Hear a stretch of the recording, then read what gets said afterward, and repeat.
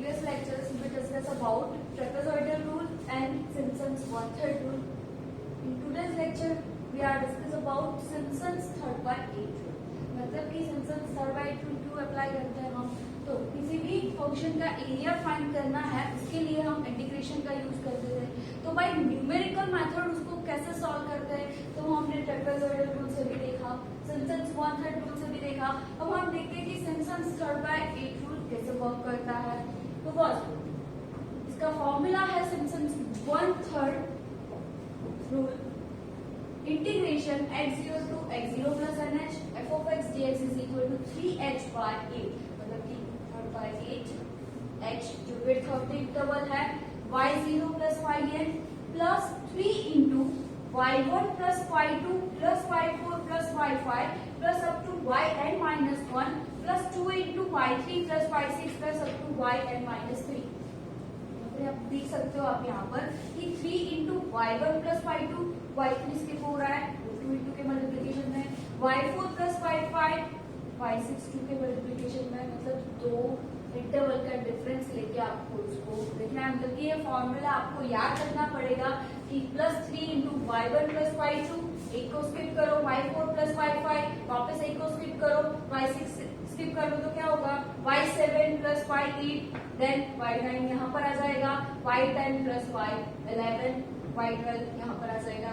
तो आप ये देख सकते हो कि 3 का टेबल भी मतलब यहाँ पर याद रख सकते हो इजीली फॉर्मूला जो आपको याद रखना है. तो 3 के मल्टीप्लिकेशन में और 2 के मल्टीप्लिकेशन में.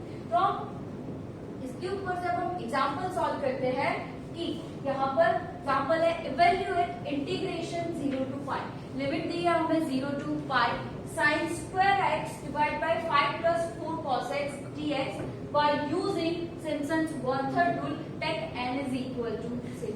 यहाँ पर स्पेसिफाई किया है कि tech n is equal to 6. मतलब कि हमने ट्रेपेजॉइडल रूल सॉल्व किया, Simpson's one-third rule सॉल्व किया, तो वहां पर हमने क्या देखा था, या तो डेटा दिया गया था या सेकंड क्वेश्चन में हमने डेटा जनरेट किया था. तो यहाँ पर आपको कोई भी डेटा नहीं दिया गया है, मतलब कि सिर्फ फंक्शन दिया गया है. तो ये फंक्शन के ऊपर से हम क्या करेंगे, डेटा जनरेट करेंगे और फिर उसमें हम Simpson's third by eight rule apply करेंगे.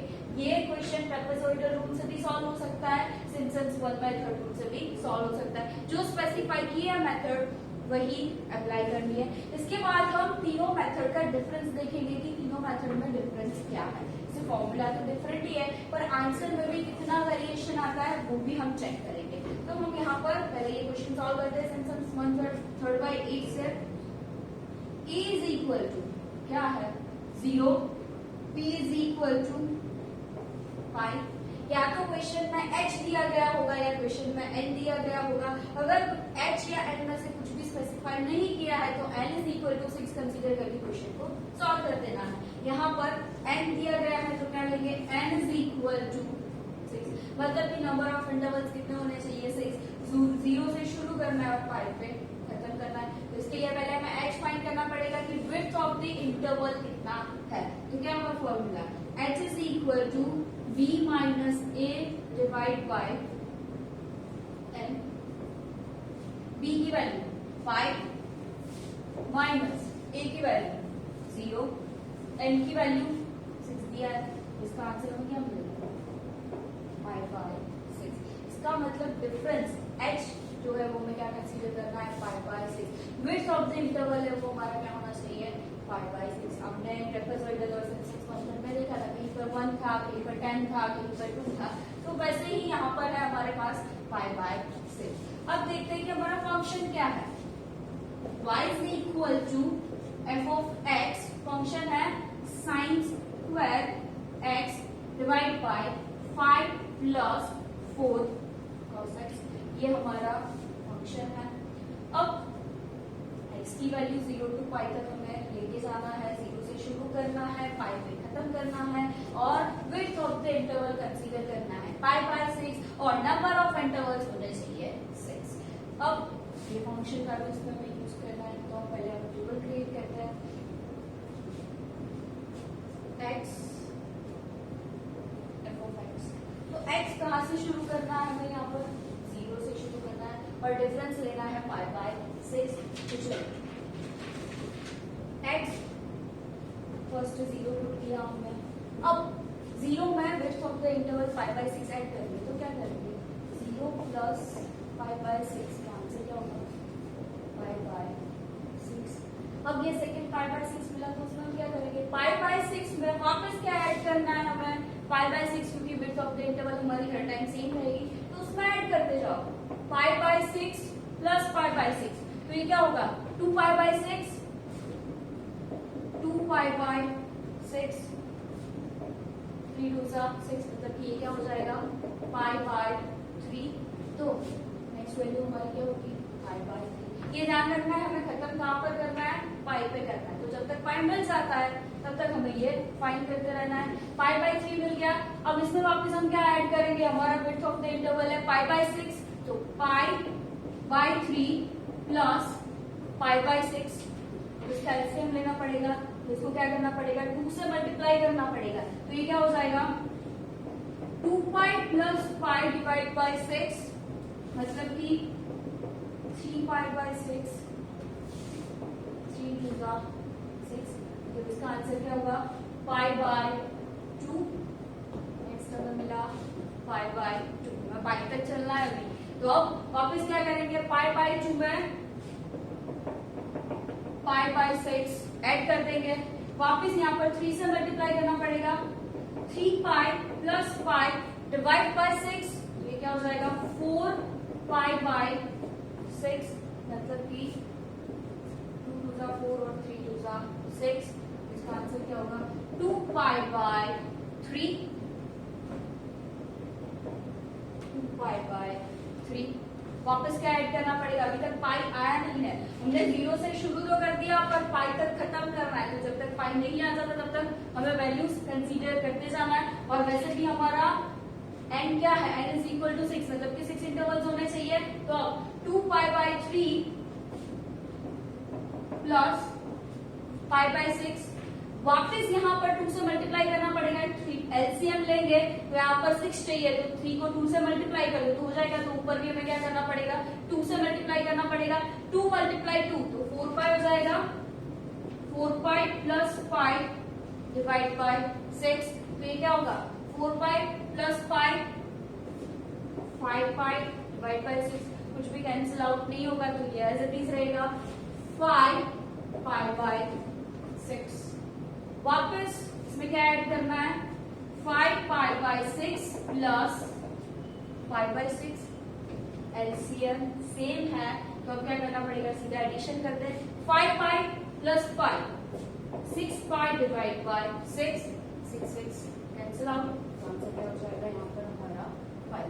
तो आप देख सकते हो हमें क्या मिल गया 5 ले लिया 0 से शुरू किया था 5 पे खत्म किया। नंबर ऑफ इंटरवल 6 अब हम ये चेक करते हैं कि हमारे नंबर ऑफ इंटरवल 6 है कि यानी 1 2 3 4 5 एंड 6 मिल गया हमें 6 मतलब कि 6 नंबर्स ऑफ इंटरवल्स। अब हमें f of x फाइंड करना है तो f of x कैसे फाइंड करेंगे आई होप आप लोगों को ये चीज समझ में आई होगी कि हमें विड्थ ऑफ द इंटरवल जो भी दिया गया है उसको हमें ऐड करते जाना है तो वो वैल्यूज हमें मिलती रहेगी। अब f of x value find करते हैं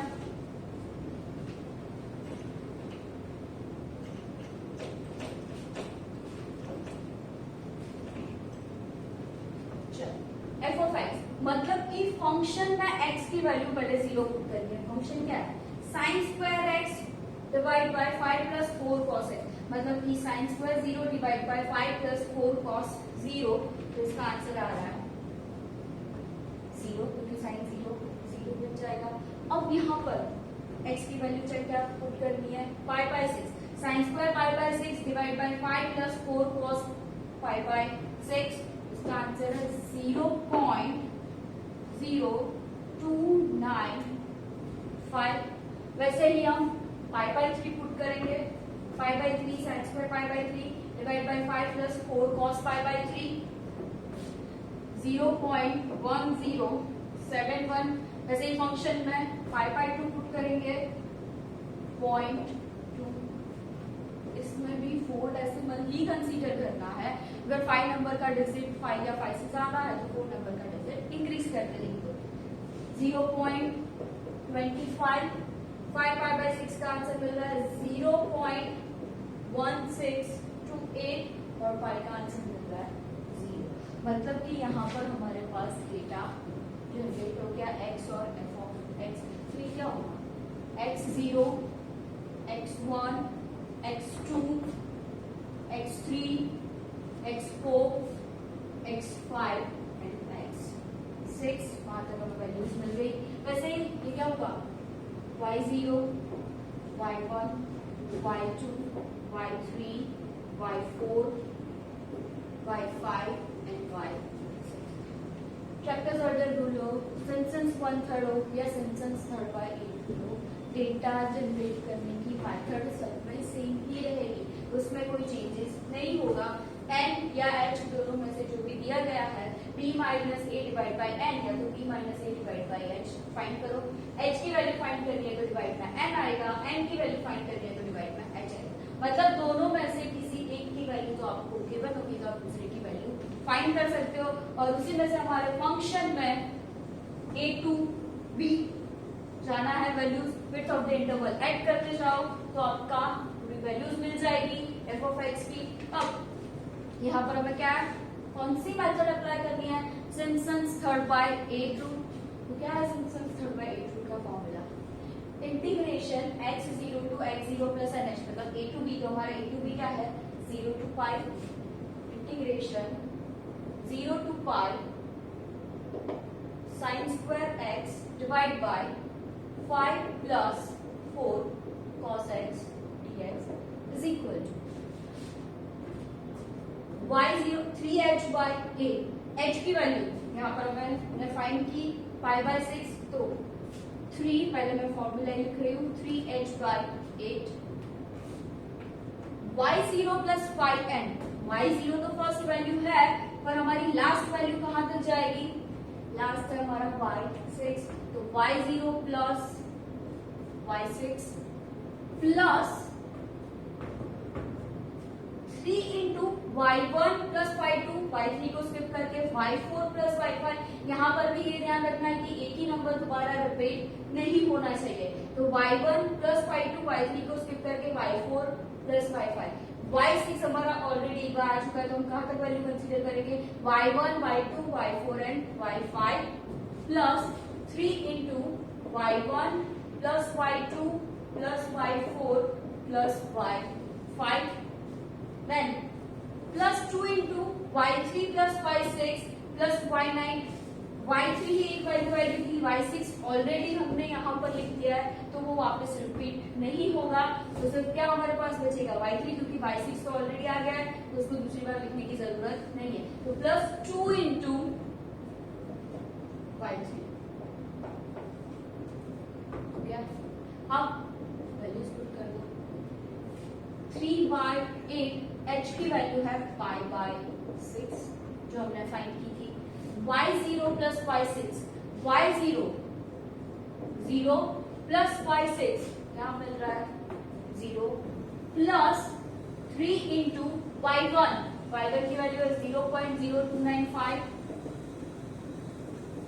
प्लस y2 0.1071 प्लस y4 की value 0.25 plus y5 0.1628 plus 2 into y3 की वैल्यू बाकी रहेगी 0.2।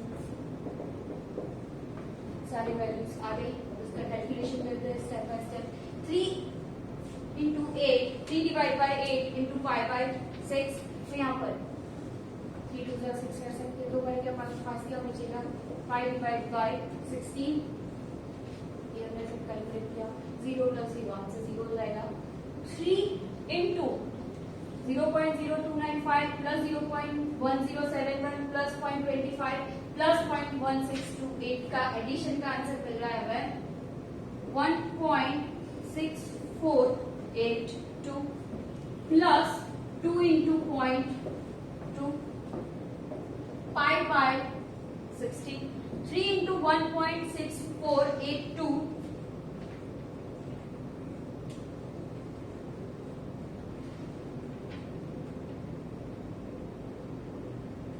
ओके, ये इसका मल्टीप्लीकेशन का आंसर आ रहा है।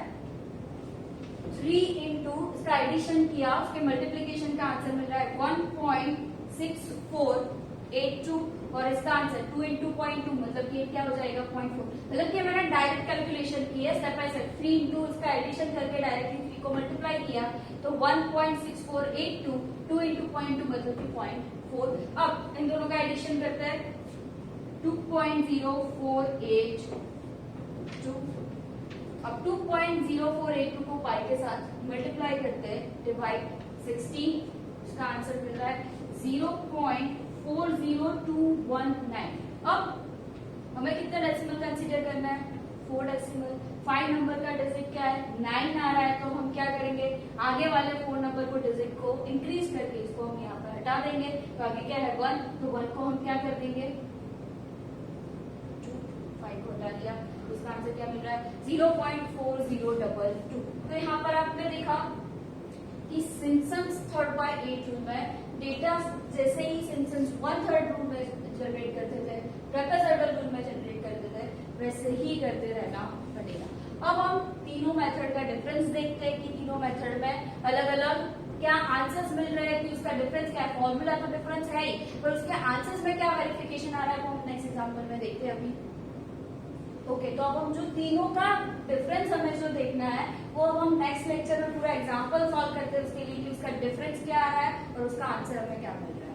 आई होप आप लोगों को समझ में आएगा। Thank you so much, have a nice day.